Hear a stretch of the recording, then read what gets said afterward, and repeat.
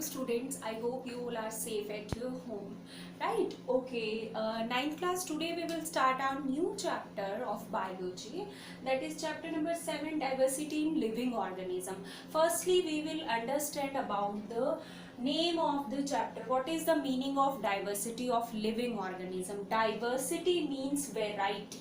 Okay, diversity means variety. It means living organism have various variety about their body structure, body design, mode of nutrition, mode of respiration, mode of digestion. All these are the diversity of living organism, because different kind of living organism perform their different life processes by different processes, right, by different methods, you can say that. So in this chapter we will discuss about the classification. It means how we will classify the living organism, what is the method to classify, or what is the method to identify the living organism according to their characters. How can we find out that this is bacteria, this is plant, this is fungi, for example. How can you identify the plant and the animals? How can you differentiate between the plant and animal, between the unicellular and between the multicellular, prokaryotes and eukaryotes? What are the methods? What is the method by which you can differentiate in all these structure, right, and all these living organisms? So in this chapter we will discuss about the diversity of living organism and how we classify all these living organisms, so we can understand that this is plant, animal, fungi, bacteria, whatever, right? So we firstly we will start from the very first topic is classification. What is the meaning of classification? As the name indicate, classification means classified, right? Because we will discuss on living organisms, so obviously we will discuss on the classification of living organism.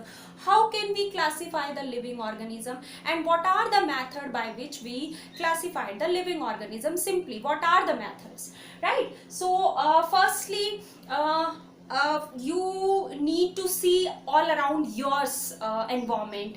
Are your parents and you have the same kind of structure or same kind of height? Or you and your brother, you and your friends, have same kind of body structure or body design, body shape, you can say that. Both you and your friend have same kind of nose shape, same kind of like height? No, we all are alike. We living organism, in case of human being also, we can say that we all are alike. We have different kind of nose shape, different height, different body skin color, different kind of hair structure, hair color. All these are different in different living organisms, simply. So how can we classify this is the human being or homo sapien, these are the plants, these are the bacteria? So we need firstly the classification. And what are the characteristics on which we can classify? Can we classify on the basis of color, living organism? No. Can you classify on the basis of height? No. Can you classify on the basis of skin color, hair color, eye color? No.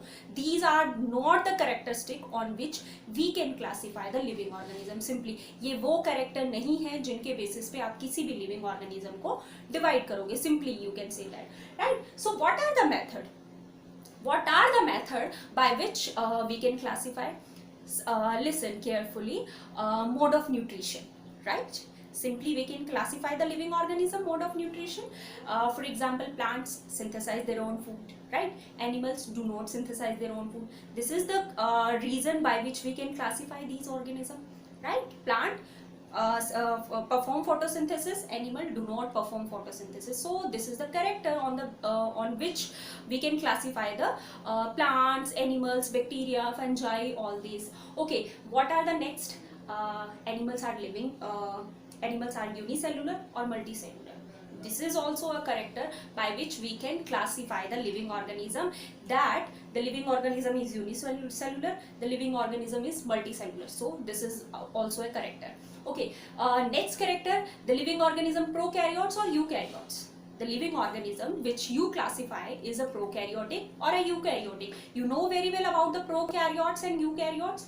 Pro means the animals, the living organism whose nucleus does not bound by a membrane. It means nuclear membrane is absent in case of prokaryotes, and in case of eukaryotes there is a true nucleus is present. It means nucleus is bounded by a nuclear membrane. Simply you can say that. So this is the difference between prokaryotes and eukaryotes. So what are the basis of characteristics of classification? What are the basis of classification? Firstly, mode of nutrition. On the basis of mode of nutrition, we can classify the living organism very easily, right? Photosynthesis, or you can say that autotrophs and heterotrophs. Simply we will discuss on these about the in the further chapter in plants and animals about the photosynthesis and heterotrophs. I will tell you about in the next session. Okay, next, on the basis of the cellular organization. What is the meaning of cellular organization? The animal is unicellular, it means made up of single cell, or it is multicellular, it means it is made up of more than one type of cell, simply, right? Okay, and on the basis of mode of formation of nucleus, you can say that, or for origin, you can say that, then prokaryotes are originate before as compared to the eukaryotes. So on the basis of prokaryotes and eukaryotes, we can also classify the living organism. One more important character is the reproduction, mode of reproduction, because living organism do different kind of reproduction, maybe asexual, maybe sexual, right? Asexual have different mode of right, reproduction, like binary fission, multiple fission, all these are asexual kind of reproduction. And sexual reproduction is also divided into various parts. It means plants perform different type, plants have different method of sexual reproduction, by flowers, by gametes, and animals have different type of sexual reproduction. A little bit difference between plants and animal, you can say that. So we can classify the living organism on the basis of reproduction. So these are the characteristics on the basis we can classify the living organism simply. After the classification, we had divide the living organism into different categories. These are the different categories of living organism. This category is called hierarchy. Hierarchy is a series of living organism according to their like ascending and descending method, according to their character, simply you can say that.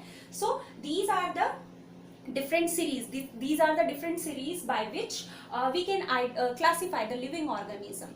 This classification was given by the Whittaker, W.H. Whittaker, and this classification is called five kingdom classification. Five kingdom classification means Whittaker give five different kingdoms of living organism, or you can say that W.H. Whittaker divide the living organism into five classes. What are the different five classes?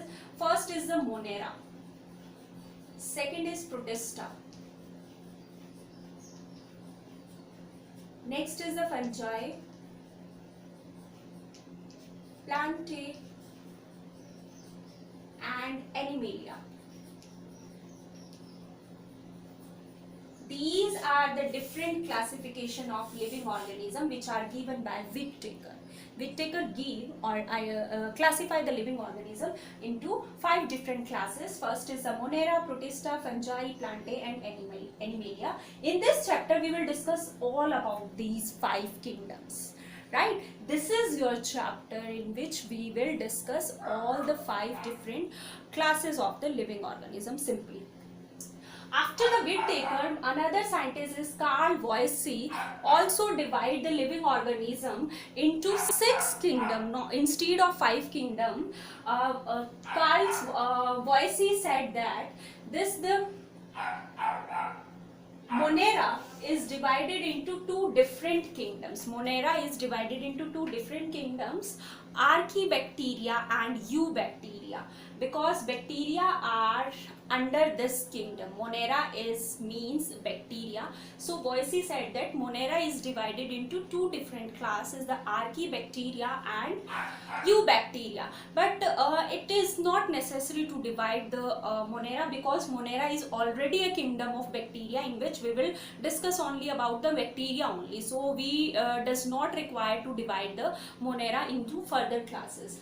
Right. Okay. Next is a Protista, where eukaryotic organism is present, but unicellular eukaryotic is present.